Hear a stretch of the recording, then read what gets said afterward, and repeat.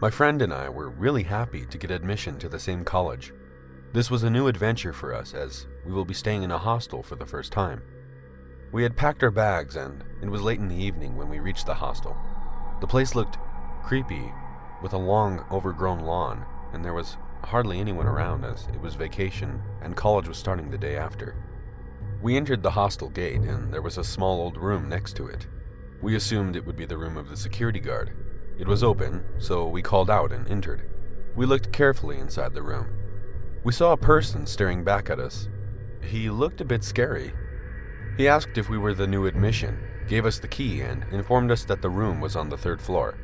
Just then, the tattoo on his hand caught my attention, and I complimented him on how beautiful it was. But the guy just kept staring at us. We took our bags to the room and started setting it up. We were almost done when a senior student in the next room came in to check who had come. We talked for some time, and then he said he would take a shower and would catch us tomorrow. We had just gotten back to arranging things when, suddenly, a phone started to ring. The senior had forgotten to take his phone, so we went to give it back. The rooms next door were locked.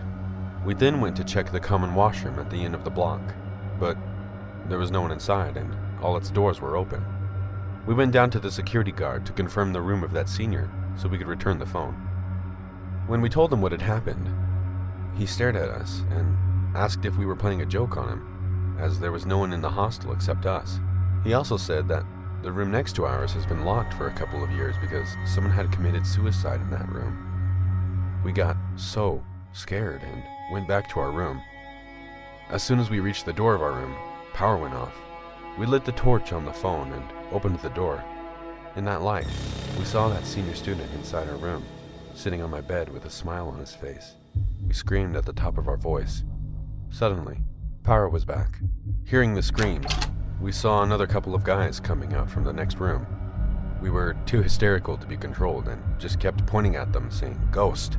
They came close and convinced us that there is no ghost and someone might have pranked us. They started laughing at us. We then told them what happened. By the time we were done, their faces were white as a sheet.